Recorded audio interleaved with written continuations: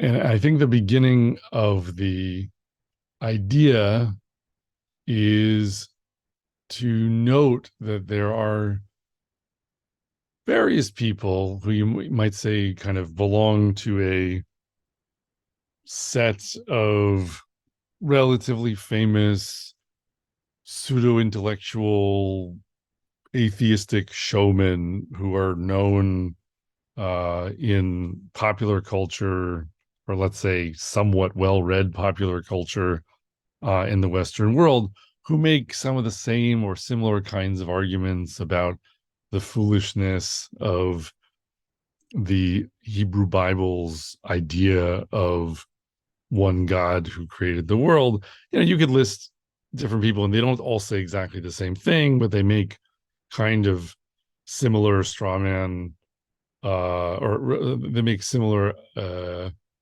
let's say they arrange similar massacres of straw men to the delight of their onlooking crowds, showing everyone how clever they are for showing the ridiculousness of biblical religion. So people like Richard Dawkins or Sam Harris, Stephen Fry, Steven Pinker, um, uh, Yuval Noah Harari, like they're not all the same, and some of them are more academic, and some of them are more purely for popular consumption, and they don't all make exactly the same kind of argument. But there is, maybe some common thread when people are really trying to uh, embarrass those who adhere to the notion that the fundamental thesis of the Hebrew biblical tradition, that Hashem made the world and he is king and creator and all of that, is somehow risible or ridiculous. They make a kind of incoherent argument of two kinds that seem to contradict each other, but are both meant to be kind of pot shots that are crowd pleasers of a certain kind. So people will say things like, on the one hand, that um, the God described in the Bible is uh, somehow, a morally monstrous character, and we'll talk about all the sort of mean things it seems like happen at some point. Punishments dealt out over the course of everything that happens in Tanakh, and sort of on the one hand try to accept the premise that there could be such a God, and only therefore to turn around and say that there's something morally reprehensible about such a character, and therefore he deserves to be rejected. Like they sort of blur the distinction between talking about whether there is a God and whether that God deserves their fealty. And that blurriness is partly resulting from the fact that they're all essentially talking at some level about a Christian concept of God that contains the Christian reaction against and rejection of the Hebrew Bible, which is obviously a very complicated one because it kept the Hebrew Bible as part of the Christian Bible. But Richard Dawkins is maybe the one who rings the clearest on this, and even I think at one point was called out on this very directly by Rabbi Jonathan Sachs Zatzal in some kind of public dialogue that they did together, where Dawkins loves to sort of skate through the quote unquote Old Testament with a light touch, and find all these places where he says, "Oh, look how monstrous the God of the Old Testament is. Look, he's asking Abraham to sacrifice his son, and look, he's flooding the whole world and killing everyone, and doing all of these vengeful things and these punitive things." And there are others who pick up on the same kind of theme. Steven Pinker has also made comments, to the effect of, "Oh, this is like a mafioso, someone who just is always, threatening with punishment and dealing out retribution for those who cross him, et cetera, et cetera. And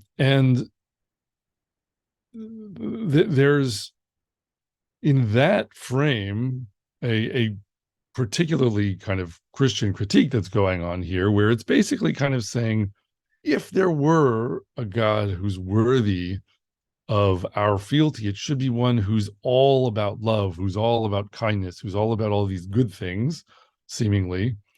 And so we should say, well, the sort of New Testament position essentially would be that God is love, and then there's this kind of complicated way in which that is supposed to be rolled up into a resolution of that with what we see in the Old Testament through some kind of mysterious combination. And we don't need to get into the details of that kind of doctrine. But I think the point is that in the modern era, which is kind of, these new atheists or whatever you want to call them, who have left Christianity behind, are still carrying with them a quite Christian notion of how to understand the Hebrew Bible. And so they look at the God of the Hebrew Bible and they say, oh, this is sort of a person I don't like because he seems very mean and judgmental. But really, that critique of the God of the Hebrew Bible is a distinctively Christian one, and it isn't based in an authentic reading of the Hebrew Bible that comes from within the Jewish tradition so much, and that sometimes is the case even when there are Jews who decide they want to give some kind of critique of biblical religion and grandstand for the sake of the atheist crowd.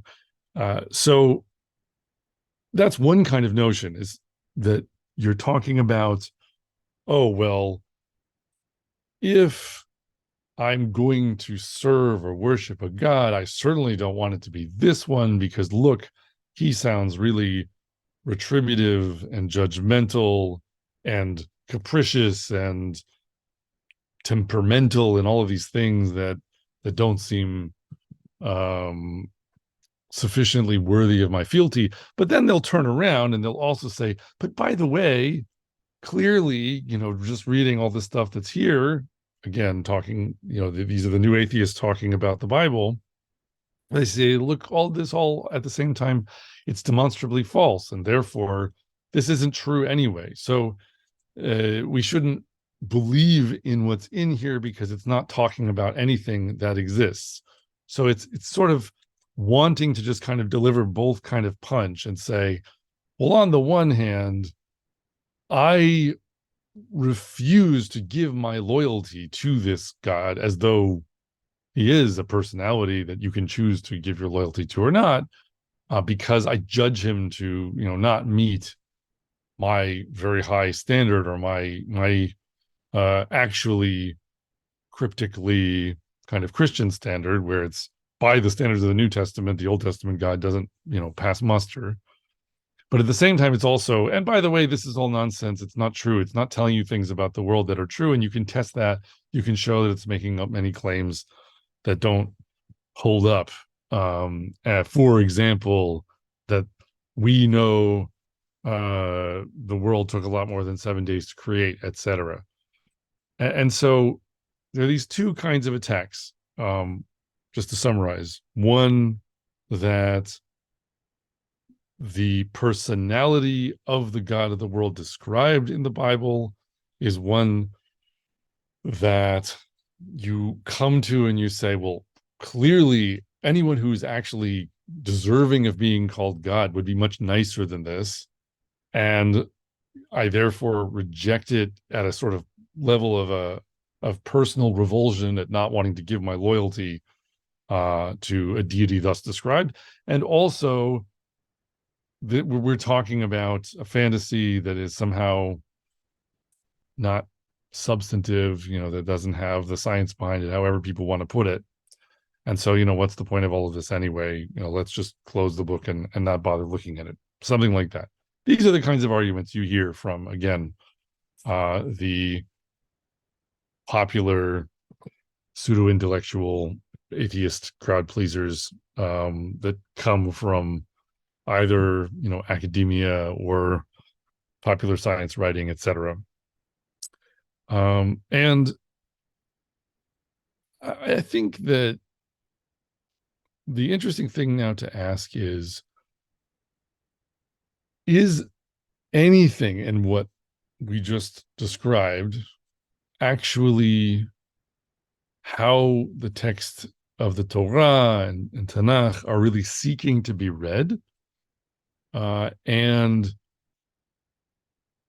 is there, a different way of reading it where, in some sense, these issues melt away to some degree, and we start to just be able to ask a more practical question about how to test the truth of what we're learning from this text and what is this tradition and these texts that we're trusting in. And is there something misguided in a sense about relating the text in the ways that are commonly being employed when people are making these kinds of rhetorical broadsides against biblical religion? And of course, that's what I'm going to want to argue. What I would want to say is that the big problem that may lie at the heart of all of these kind of fallacious arguments that uh, people hand around because they think this is the kind of argument that they're engaged in is that the presumption somehow is that Tanakh, or let's say the Torah and the whole of the Hebrew Bible, that they are being presented as a fully baked or fully engineered tool for describing and predicting and explaining the world. And then you take that, you point it at the world, you see what it tells you, you check that against the world, and you say, oh, the world disagrees. So this must be a faulty sort of crystal ball that I'm using, or this must be a faulty technology, so to speak, that I'm using for trying to tell me what the world is and how it works. Because it told me A and I discovered B. And so now, I falsified it. And, I don't have any interest in hearing what it has to say anymore. But I think, in fact, that there's a different methodology that may, in fact, be the one recommended by the Torah itself. And that's something that may take more effort to establish, but which is different than what you typically get from the sort of milquetoast pseudo-intellectualism of Western atheists trying to disprove the Bible.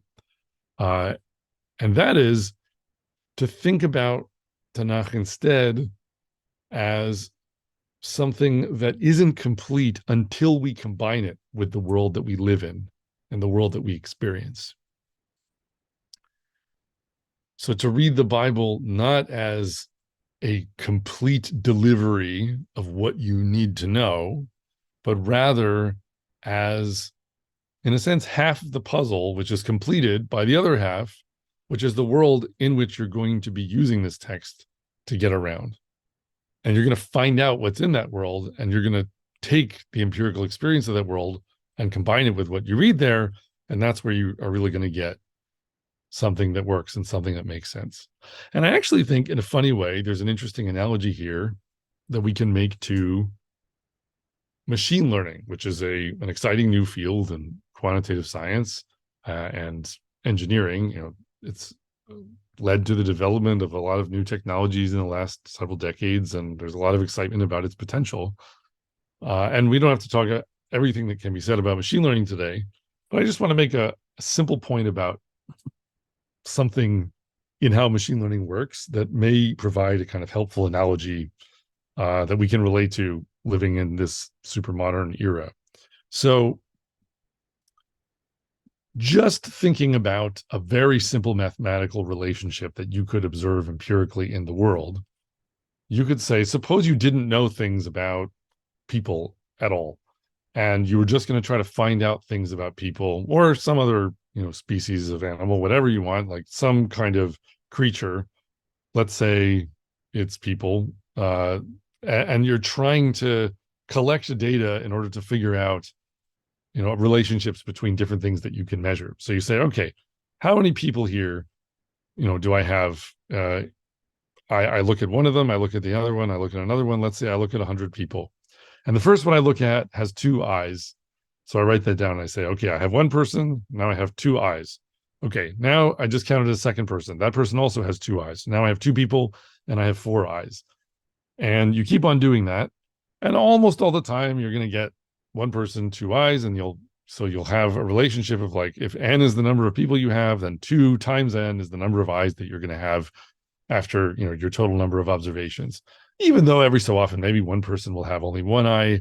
It may be even rarer that you would come across a person with three eyes. But the point is, those outliers are not going to do much to impinge on the overall trend, which is going to be, you have number of eyes is two times the number of people. So the number two there, we can call that a parameter, right? A parameter meaning that initially you didn't know anything about people, right? You didn't know how many eyes people had, suppose. And you're trying to just learn that by making enough observations and looking at the trend. And then you made enough observations and you discovered the trend was basically it's a 2-to-1 thing, right? And so now you learn the number two from just making enough observations. So you've taken the data of your experience of the world and you said, okay, I figured it out. Two is the number of eyes per person, almost totally in general. And that number two we call a parameter that you've learned from the examples of data that you've collected. So the way that machine learning really works is nothing more complicated than that, except that you're doing it for lots of things at once, usually, or more commonly. So you're not just trying to like learn one parameter. You might be trying to learn 100 parameters or 1,000 parameters or a million parameters at once by seeing many, many, many, many, many more examples of very complicated things, right? Like when they use machine learning models to train self-driving cars to take camera footage and turn that into information that a computer program can make decisions about.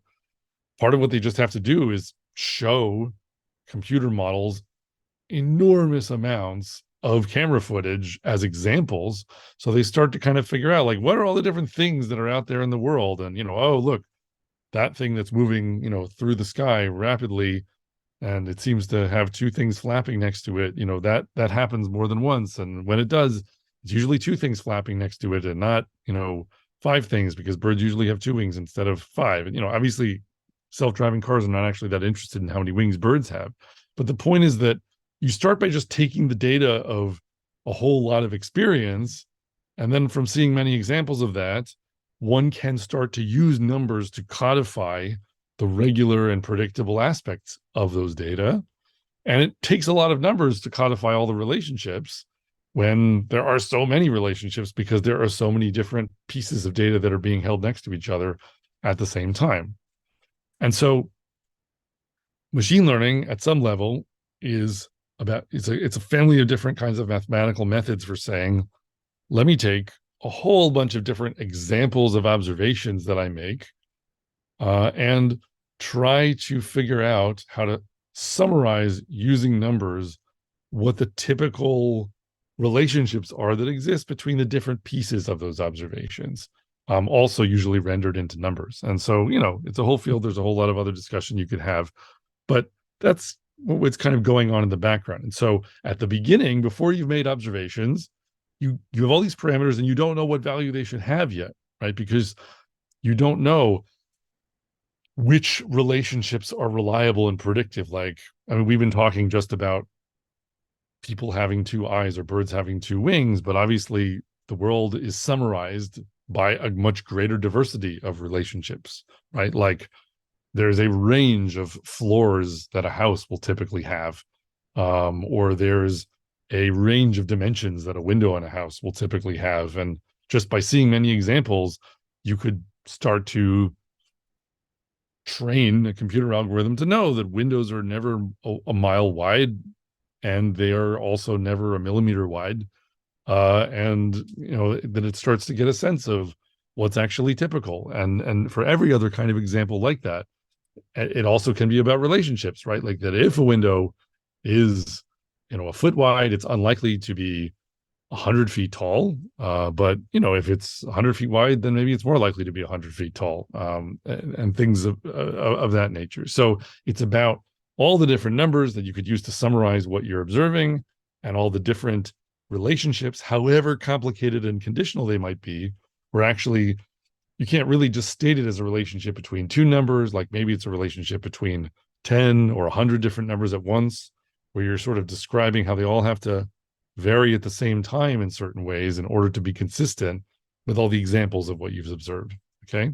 So that's talking about numbers, and that's talking about just a method for learning about the statistics of how a whole bunch of things you observe tend to vary together, or to correlate or anti-correlate, and all the more complicated things they can do.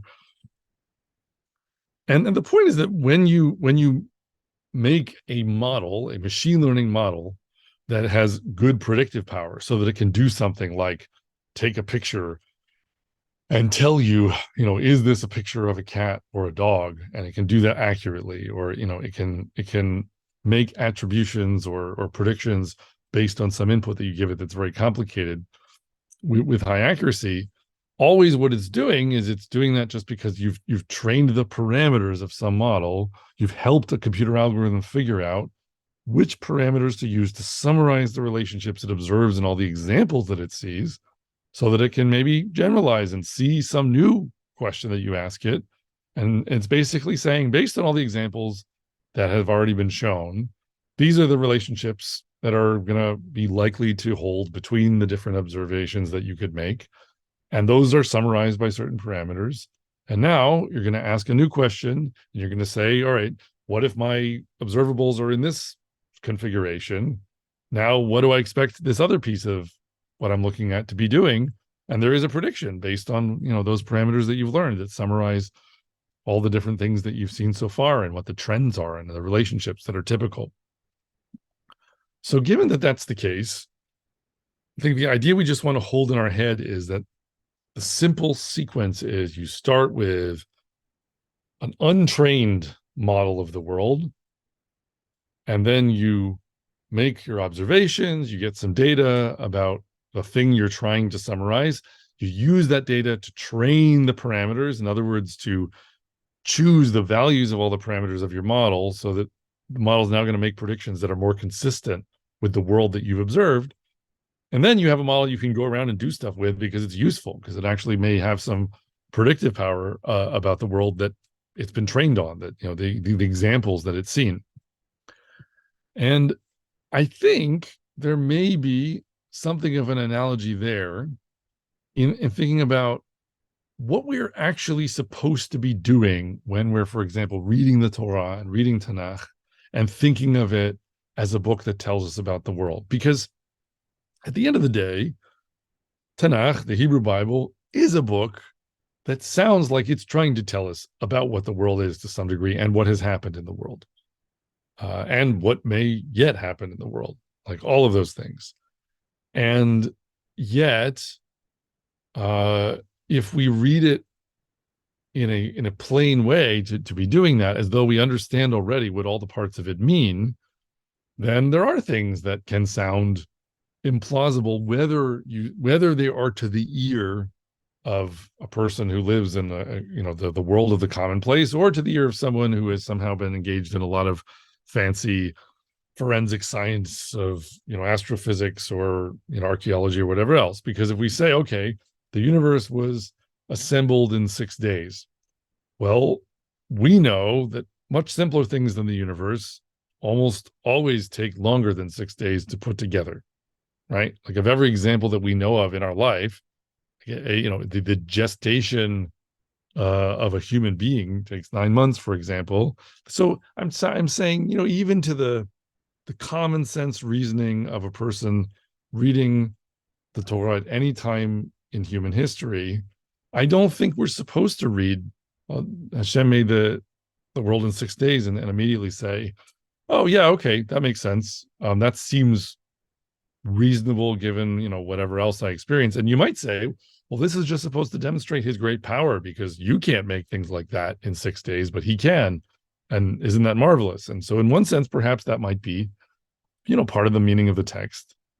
But I think also another possible meaning that would even be accessible to someone who's not working with the premises of modern astrophysics would be to say, if the text is telling me that Hashem made the world in 6 days, and if that doesn't sound to me like that's consistent with how the world I live in seems to work, because building, again, a palace or gestating a baby to delivery or whatever else, all of these things actually seem to take much longer generally. To the degree that that's the case, then you start to say, maybe I don't understand yet fully what the text is saying to me. Maybe the meaning of that statement is somehow not totally clear if I take it at face value and I have to think more about what it's really telling me before I assume I know what it means. And I think that's the hook, that connects us into this whole idea of, talking about machine learning and what it means to train the parameters of a model in order for you to have a model that can actually tell you something about the world that it's been trained on. I think the idea would be to say that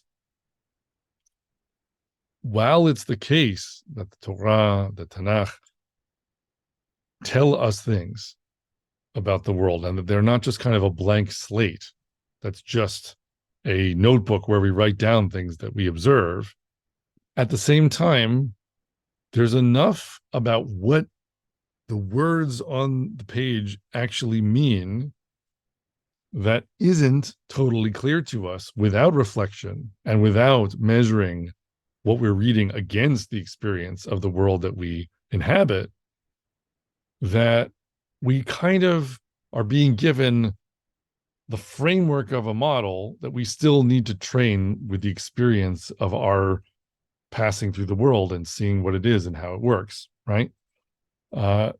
Another example, again, talking about Maaseh Bereshit, the days of creation, which we've talked about in other shiurim before, is that you have, dry land and plants being described on day 3, and then the sun and the moon on day 4. And you could try to get around this by saying, oh yeah, but there's light on the first day, so maybe that's okay. But there is something a little bit odd in saying you have plants before you have the sun. And again, that's even to the ear of someone walking around in ancient Egypt.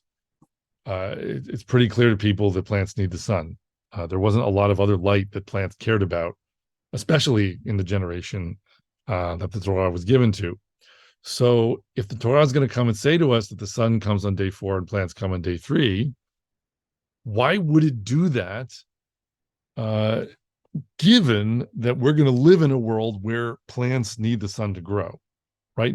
Because now, actually, to see the full meaning of what the text is teaching us, we put those two things together, and there's more that we're interested to understand about the text because we don't just have a description of the creation of the world. We have a description of the creation of the world where the words in that description have meaning, and that meaning is tied to what's happening out in the world. And what's happening out in the world is that plants grow a certain way. And that knowledge of the way the world empirically seems to work is part of what we use to try to make sense of what the Torah is teaching us. And so you can notice in that kind of step where you realize, okay, I maybe already knew what plants were as a child might. I maybe already knew what the sun was as a child might.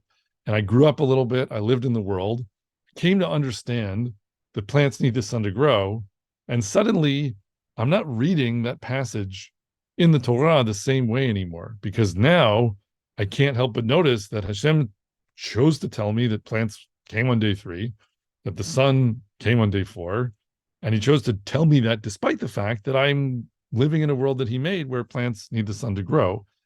And so that is kind of a moment where you're doing this kind of retraining of a parameter, right? Like your total working model now of how to use the Torah, how to use the Hebrew Bible, the whole of the tradition, as a guide to action in the world is incorporating from your experience of what the world is and how it works, changing for you what the text might be trying to tell you and what it might mean. And then that's going to redound back on now how you're going to use it to decide how to act and what other meaning you're going to see in the world that you experience. And so I think you have to look at this as a bit of an iterative process in that case, where we're not, again, being given a sort of static computer program that someone already wrote out and said, okay, here's your machine code instructions. Go out in the world and follow around according to these punch cards, compile the program through your actions. But someone already decided what all of this is and what it means. And it's for you simply to take orders and obey, because the reality is that we're really dealing with a situation where we don't have a fully trained model or a fully programmed kind of predictive scheme that's being delivered to us at Sinai, so to speak, but rather we're being given the mathematical framework, so to speak, of a model that has parameters, some of which maybe are already kind of fixed and nailed down, because some parts of what it means are much clearer than others at the outset, but many other parameters of which maybe really are a bit unclear, and they're going to become clearer as we go through these cycles of saying, okay, this text or these sources, this tradition, this is telling me the truth, but part of what it's telling me is a bit unclear to me. And also, I have to go out and act in the world anyway, see what happens. And then once that happens, I take the new data of that experience, I take the new data of learning more about what the world is and how it works, I bring that back into the text and I say, now what does it mean given these new things that I know? And as time goes on, looking for that coherence between the text and the experience of the world is going to bring more clarity to what it means in the first place, and give you a more practically usable guide for how to navigate the world that you're working in, because you're basically trying to harmonize it with experience to the point where it speaks to the world you find yourself inhabiting and helps you better to get around in it. And if we're talking in terms then of what it means for the Torah to be true, I think the point would be then that you still need it to be structured in the right way so that it's going to guide you towards more correct conclusions over time through the interpretation of your experience. So again, in the analogy to making a mathematical model of the world, if I told you, well, I want you to fit a parameter, and the parameter for the brightness of the sun over time that I want you to fit is, my theory is that the sun just gets brighter and brighter over time, and I want you to figure out if it gets twice as bright every day or 4 times as bright every day, etc. That's a bad model, right? You can try your best to fit some parameter to that model, but it's not going to work because the sun doesn't just get brighter every day. The sun's brightness actually oscillates. And so a better model would be to say, okay, here's a model of how the sun's brightness works. I want a model where I want you to sort of use a parameter to fit the frequency. Like, does it oscillate with a period of once per hour or once per day or once per year? And then you'd look at the data and you'd say, look, the sun gets brighter and darker and it happens in 24 hours. And so that, 24 hours is the parameter you've learned from observing experience. But the point is, you had to have a good model, right? You had to have a model that was consistent with the way the world actually works. And so that's the aspect of this where I think there's still a matter of trusting in the idea that the Torah, the Tanakh, that the tradition as a whole that we have from our prophets and our sages, that this is revelation from the world's creator. If we can trust in that, it's because what we're saying is, this is the framework that's going to allow us to learn to do better in the world, right? We're going to learn more of what all of this means over time from our experience. And as that meaning is refined from experience, it's going to make more sense. And we're going to be able to predict the world and inhabit and experience and succeed in the world better and all of these things. And we're going to understand how to tell that that's happening also from this text, because we've been given a framework that, if used properly, leads to that clarification and leads to that refinement. But it isn't something that is supposed to be clear at the beginning before you're using it, before you're combining it with knowledge of the world. And it's also not something that, to put it even more strongly, it may be quite confusing or seem wrong on its face before you combine it with that knowledge of the world and realize it means something else than you thought it did at first. And I think maybe the best example of this kind of a concept is apparent in this problem people often raise, the sort of theodical problem, where, again, partly because of the legacy of Christianity and how Western thought tends to conceive of the idea of God, there's this form of grandstanding people can engage in where they say, oh, well, how can it be that a loving God would allow such and such terrible thing to happen?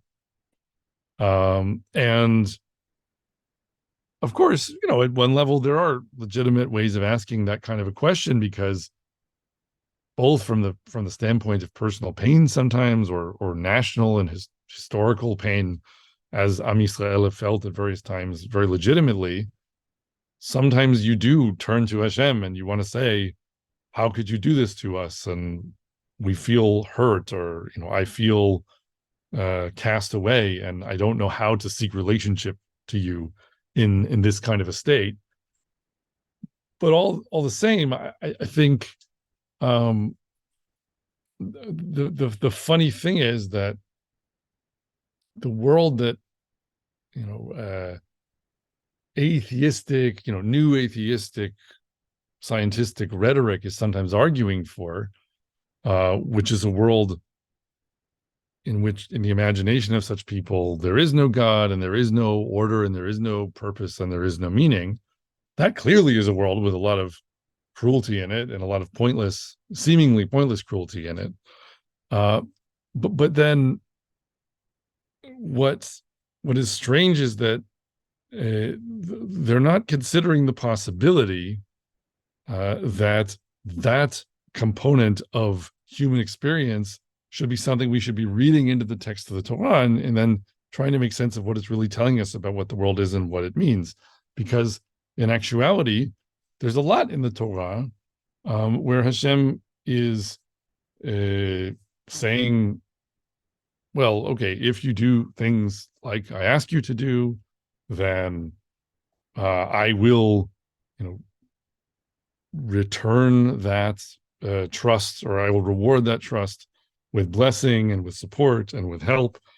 But if you turn away from me and treat me like a trifle, and treat the world like it's all a matter of chance, then I'll deal with you that way, and I will deal with you, therefore, in ways that are very horrific, and lots of cruel and terrible things will happen.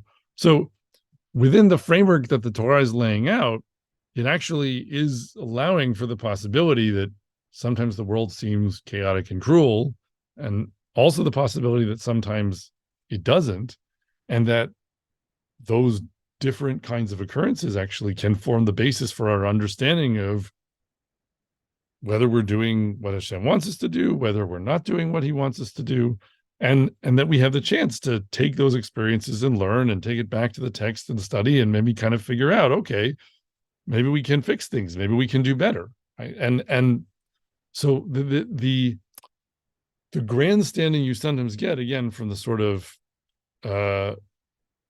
more kind of personal rejection of the idea of the God of the Hebrew Bible, when people in the West sometimes are trying to do that, they are engaging in this kind of talk of, well, I don't want to serve a God that could let this terrible thing happen.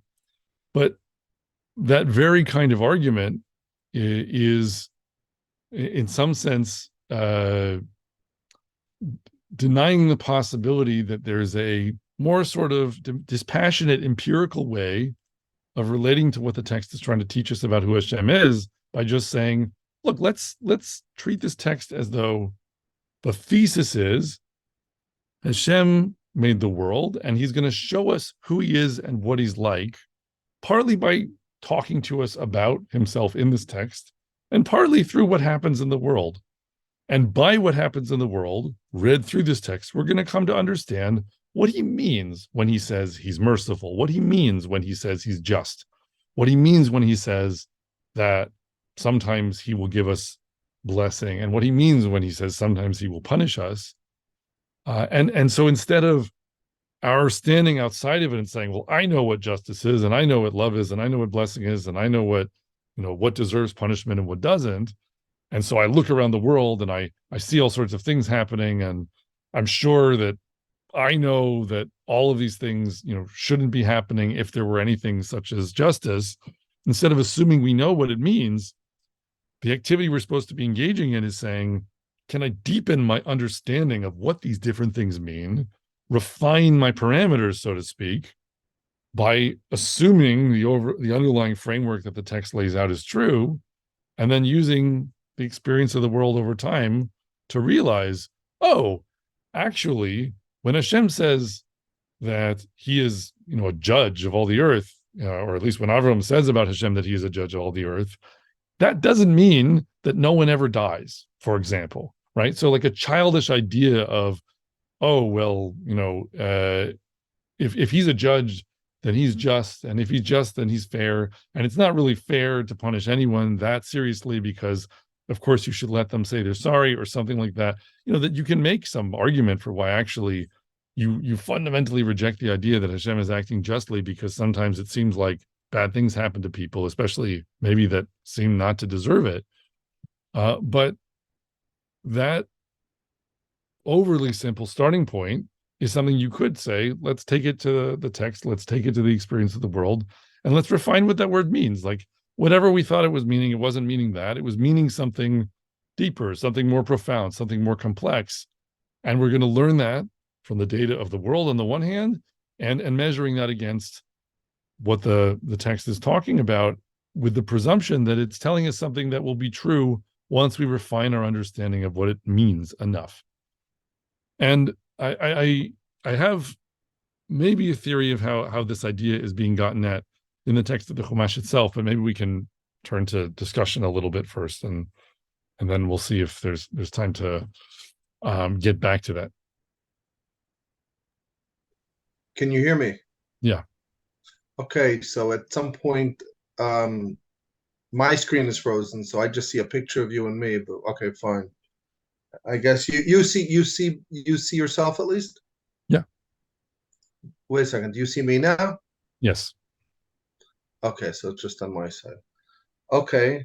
There's a couple of interesting thoughts I had on what you said.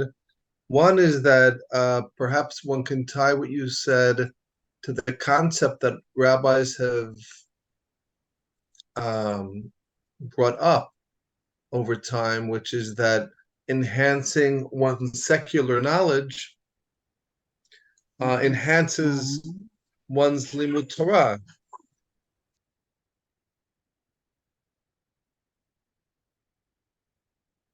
Okay, so I'll try to summarize the point, and then I think we can incorporate that one more explicitly.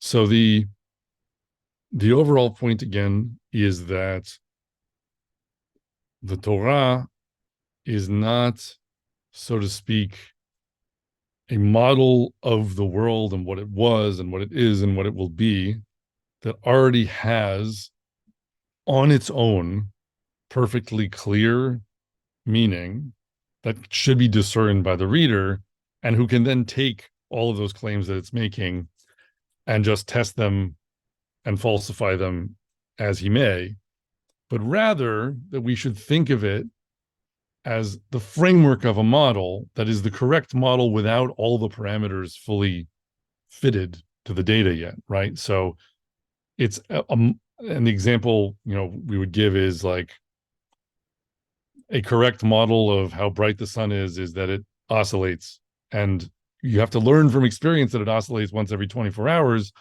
But if your model of the sun's brightness is that it increases over time forever, that's just a bad model. And there isn't any way you can fit that to the data so well, because any choice of the slope of that line, is not going to agree with the fact that it actually oscillates.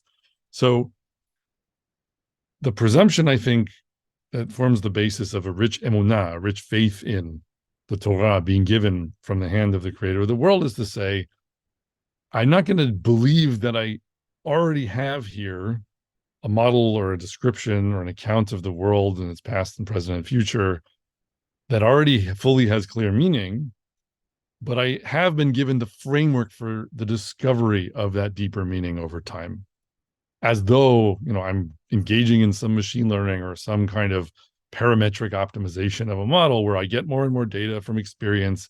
And as I do that, more of the meaning of what I'm working with here becomes clearer because I can refine the parameters of that based on that experience. Now, there are different kinds of experience, right? There's the individual experience, there's the sort of historical experience of a nation, and there's also maybe, something where it's experience is the wrong word, or let's at least say there are kind of theoretical discoveries of understanding what the world is that are based on the experience of many people, and they're comparing notes and they're figuring out some things that are very reliable and reproducible about the world. But yes, I think the point is that knowledge of the natural world, chokhmah in general about what the world is and how it works from the perspective of one who lives in it and inhabits it, that certainly is a key ingredient, right? So good science about what the world is and how you can make different pieces of it do different things and everything else like that, whatever you can understand about what the world is made of and how it works, has the potential to play a role in further illuminating your understanding of what the Torah means. But it's not the only thing. So it's not like the two things you need are science and Torah. I think it's more like the Torah is the fundamental model that you're trying to refine over time. And there's all sorts of different kinds of things you can learn from inhabiting the world that could contribute to that, which range from your life and your everyday experience on the one hand, through Jewish history and world history and everything else, and also on top of that, what we can learn about gravity and what we can learn about the electroweak force and whatever else. I was thinking that even the greatest skeptics regarding what you're saying cannot deny that you cannot begin to understand the Torah if you do not have some basic knowledge of language and basic knowledge of both objects in the real world and processes in the real world. So it seems that if one accepts that idea that one needs that basic knowledge in order to understand the Torah, then it seems logical to proceed to the next stage and say, well, if you have more of that knowledge, then you'll understand it even better. I mean, it seems like on one level, what you're saying is irrefutable.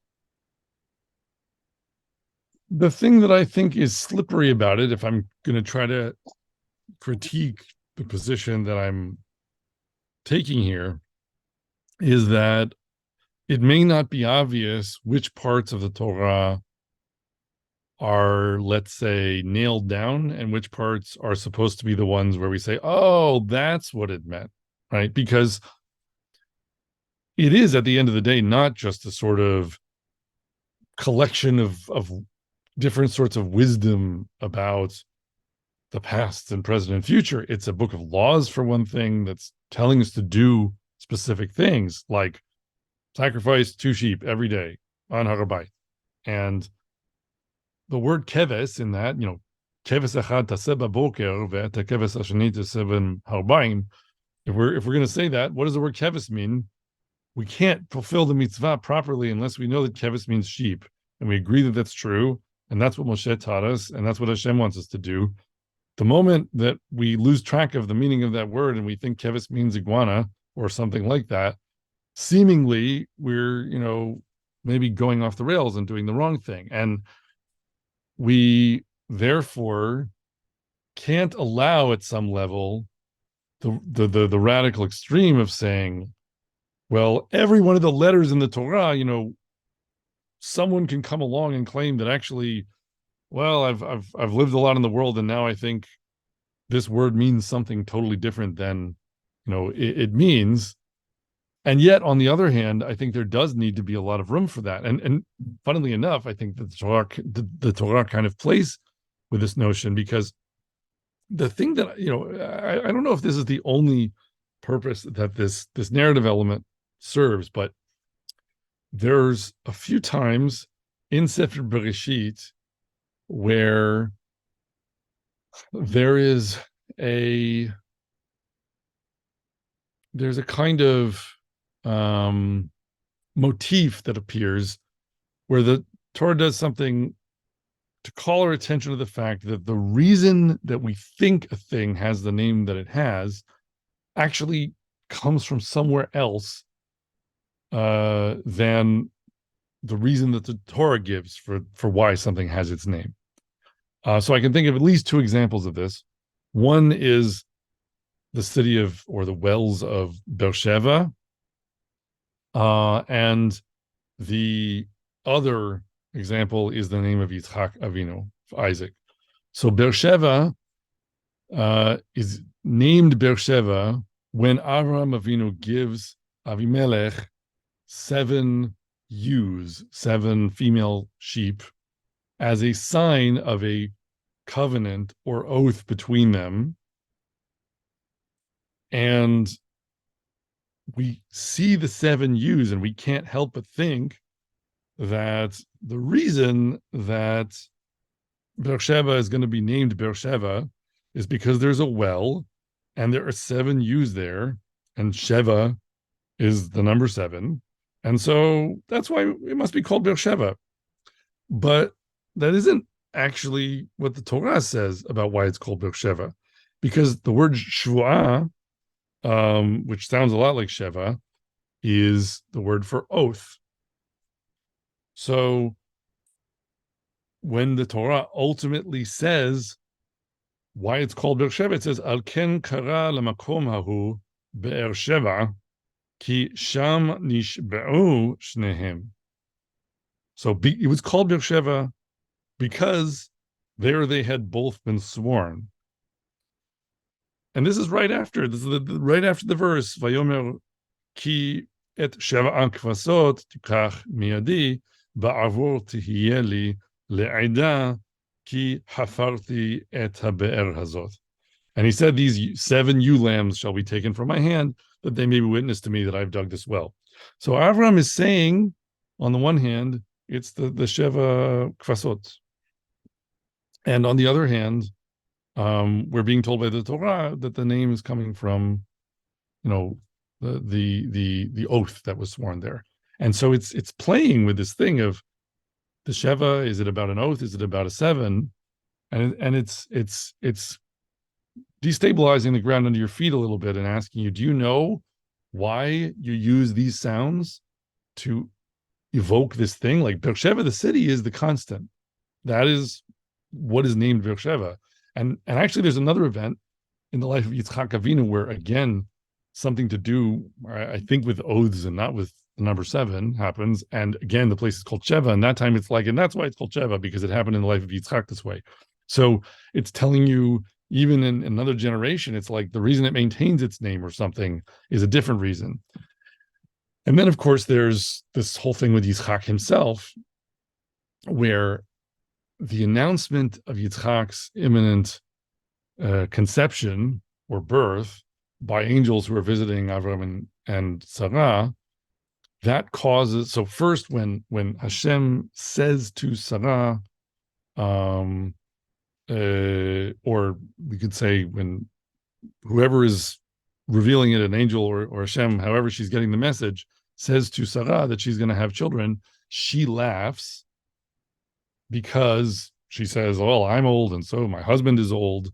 And then there's this whole dialogue about, well, why did Sarah laugh? And Avram, we're between Hashem and Avram. So there's this focus in the narrative on laughter in the announcement of this child who's going to come. And then when the child is born, he's named Yitzchak. And again, you might think, okay, so he's named Yitzchak because of this whole thing that happened with the laughter before. That was in the story and it presaged all of it.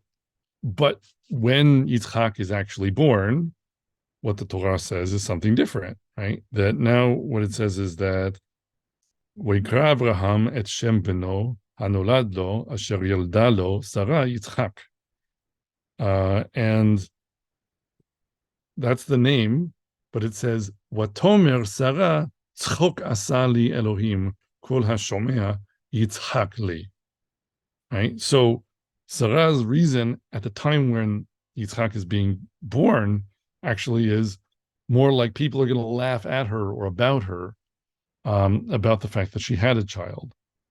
And so this is another example where you have these words that you think you know why they mean what they mean, but they really, these names being attributed to things, but they're really attributed for another reason. And I think that this is the Torah kind of acknowledging there's some significant instability in the ground under your feet. And it's funny that it does this with kvasot first, right? It does it with um, sheep, which is this example I'm bringing before about the korban that you're going to bring every day, the olat tamid. You need to know what a sheep is. And sheep are present at this moment where there's this sort of playing around with, why is Beersheba called Beersheba? And is it about an oath or is it about seven of something? And seven is evoking this idea of everything in creation because of the 7 days of creation. The idea of an oath is about kind of a promise, which is a sort of there needs to be common meaning between people, that they share in order for the oath to have any function. Because if oaths don't mean the same thing to the people swearing them, then how do they have a purpose when the whole purpose seemingly is that I'm promising something to you that I understand and you understand the same way so that I can deliver what you expect. And then Yitzchak, as the other example, is funny because laughter is this thing that we always experience in connection somehow with unpredictability, right? Like the person slipping on the banana peel, or the sort of ironic meaning of a phrase, that laughter comes not from things happening just as you expect, but from some kind of novelty that you didn't expect, that produces a sense of humor. And so there's this subtextual level in which the Torah is playing with this idea of maybe the unpredictability or the unexpected is going to sometimes kind of trip you up, and give you, a chance to assign a new meaning to something. And that may be at the background at some level here, in what we're trying to argue for from more sort of general principles. There are those of a certain type of orientation who might have heard what you said this evening and said, "There you go. The more we become sophisticated and understand how the real really works, that'll inevitably lead us in a more so-called sophisticated, urbane, progressive direction as far as even the mitzvot themselves." So I was thinking to myself that maybe the one key distinction that needs to be made is the distinction between gathering knowledge and following specific agendas. So I take your point, I think. And I think the main answer to that is that something I alluded to before, that I think at the end of the day, it still is true that halacha keeps a lot of the Torah and what it means very firmly fastened in the language of Rav Soloveitchik, or that if you need to perform a mitzvah properly and there's broad agreement about what it means to do so, then there's a whole bunch of words involved in that that are very hard to say, oh, well, I had a new experience this week. And now I think, whereas before the Torah was telling me that I can't cook meat and milk, I've now realized that it's just saying you should, send your mother a card on Mother's Day or something. And then that's all it amounts to. That there's something very stubborn and uh, immovable about aspects of halakha that keep us anchored in a framework of meaning that isn't totally fluid and on this constantly shifting sands. And the tricky thing is to not take that to the other extreme and say, well, so all we have is fixity, all we have is definiteness. It all has clear meaning. It all is absolutely true. We don't have to measure it somehow against the world that we live in. And really, no one even, can survive adopting that position. Even I think the most rigid um, uh, interpretations of the meaning of Tanakh at some level don't get going without some amount of empirical knowledge of what there is here in the world and what it could possibly be talking about. But I think at the end of the day, if you are well enough fastened in halakha, the point is that the less you are willing to take the facts and the uh, empirical circumstances of the world we experience and inhabit and observe and learn about, the more that we're not willing to take those in to the Torah and say, well, now that we know these things and they're also true, what must the Torah mean in order for it to still be true when it's saying this or that? The less of an opportunity we have to have a more uh, refined and sophisticated and deepened relationship to the world's creator and to the one who gave us the Torah, right? That the argument I think would be that knowledge of Hashem is something that deepens and progresses as we bring about this refinement of our reading of the Torah, which is not to say somehow that, like, oh, well, you're not really reading the Torah unless you're reading it in the most sophisticated and high flown and complicated way, because I think that's not true.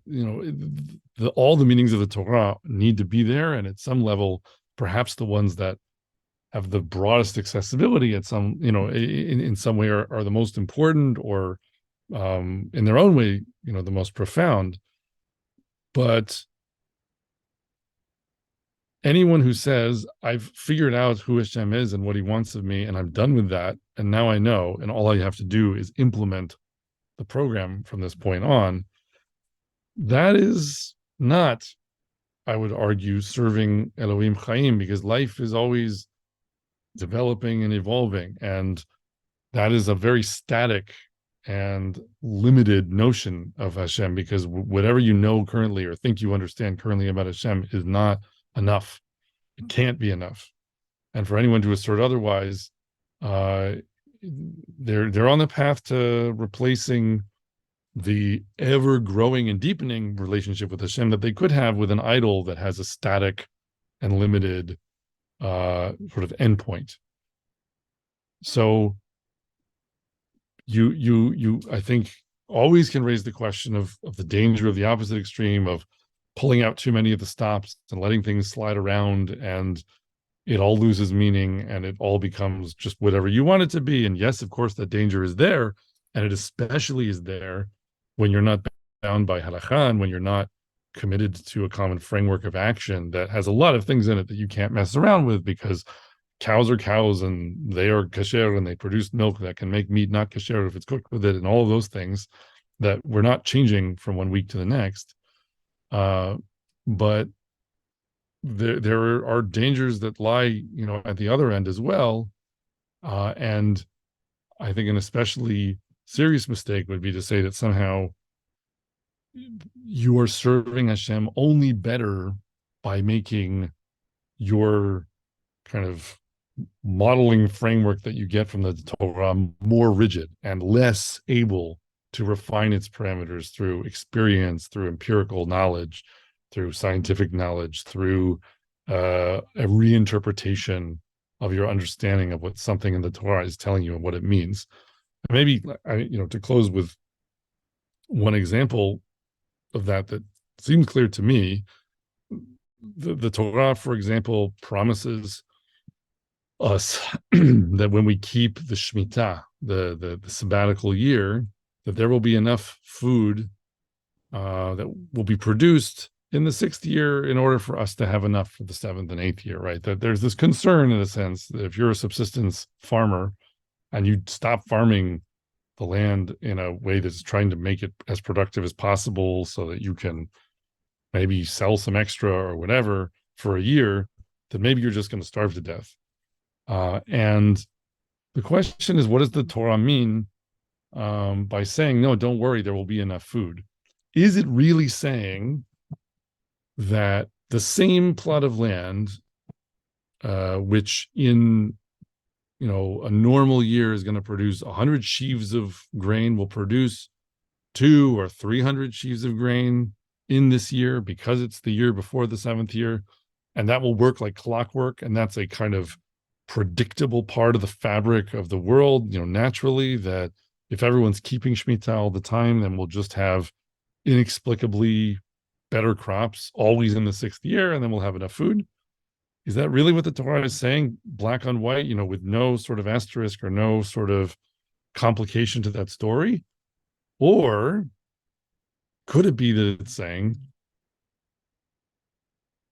if you adapt your practices to keeping the Shemitah, and that becomes a part of your culture and part of your economy, that everyone does this, so that the whole society knows what it is to fire drill for famine every 7 years, then that will become such a part of the expected ebb and flow of the economy that they're, markets being what they are, human ingenuity being what it is, that there will be enough food, because actually you will have to be smarter, and you will figure out how to produce more food, and you will figure out how to store food better, and you will figure out how to trade more effectively, and you will figure out all the things that you need to figure out, so that actually you will be made wealthier by the fact that you're keeping Shemitah, and made more robust in the structure of your economy by the fact that you're keeping Shemitah.